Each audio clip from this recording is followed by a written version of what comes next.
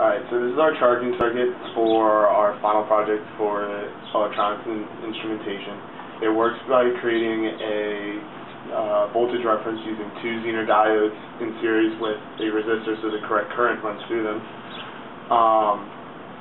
What that does is it makes it so that our capacitor doesn't overcharge using a transistor. So when the capacitor is charging, the transistor is in forward bias, which means that the collector voltage is higher than the base voltage, which is also, and then they're both higher than the emitter voltage, which is your capacitor.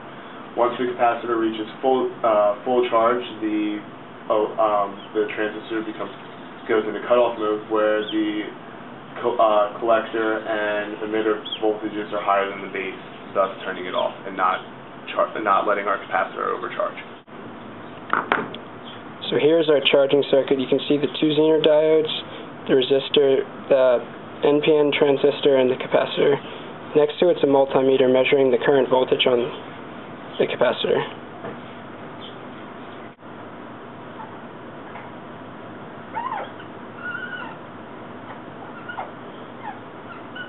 And now you can see that the capacitor's charge is fully charged and leveling off and not suppressing the maximum voltage for the capacitor, which is 5 volts. Alright, so this is a diagram of our illumination circuit. It works by having a PNP transistor in cutoff mode during the day when VF+, the solar panel, is charging the capacitor, VC+, and then at night it goes into saturation mode, allowing the most current through to the LED. Next, we have a manual switch that allows the user to override the LED and turn it off completely. Then we have an op-amp set up as a current amplifier to have constant current running through the LED, and we are using a variable potentiometer to control the current running through the LED, thus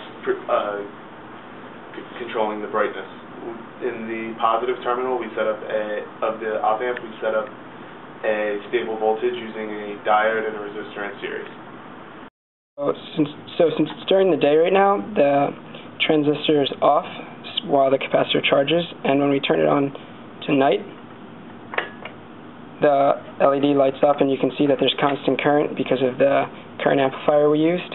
And to demonstrate variable load, we can turn the potentiometer to show the different intensities of the light LED we can obtain. And above there's a manual switch so that the user can manually override the whole system.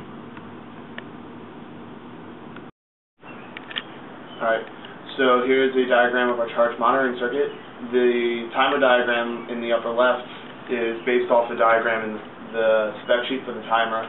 However, based on the spec sheet and the timer, we get the inverse of the desired effect we want, which is an LED blinking 100 milliseconds every 2 seconds. So to invert that signal to what we wanted, we used the PNP transistor that'd be in cutoff mode when the timer was working and supplying an output voltage, and it'd be in saturation when the timer was off, thus inverting the signal.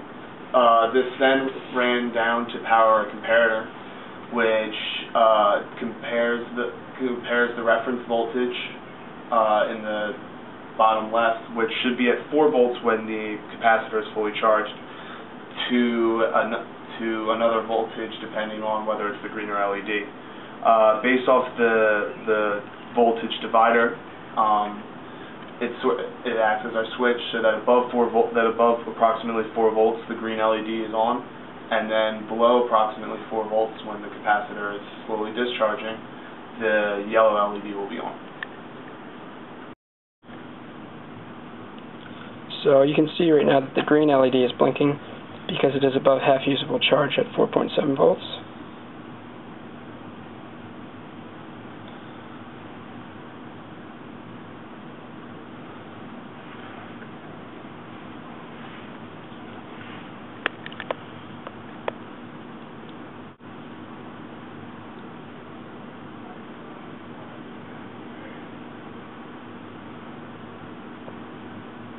So now we just saw the switch between the green LED and the yellow LED, and this occurs at 4.0 volts.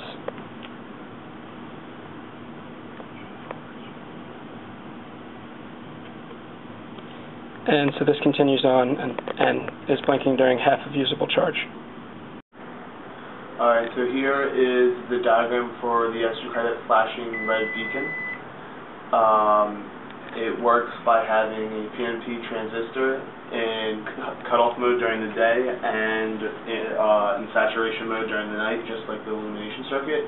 And then the emitter goes to a switch, and then that output goes to a timer set up in just like the stable diagram provided in the spec sheet. However, the two resistors that are responsible for the timing are different because the red LED needs to blink 100 milliseconds every second, which is roughly twice as fast as the other two LEDs.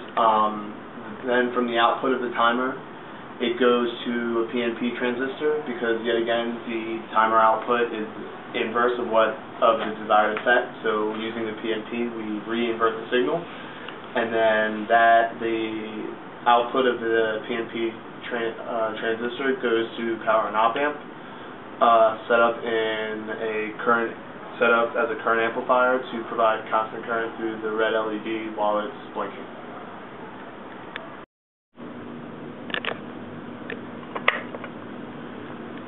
So there you can see that the LED is flashing at the correct timing because of the timer chip we installed, and right next to the LED is a current amplifier so that the LED does not vary with the capacitor voltage.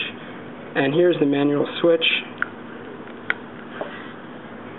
and now the LED is off, and there the LED is back on.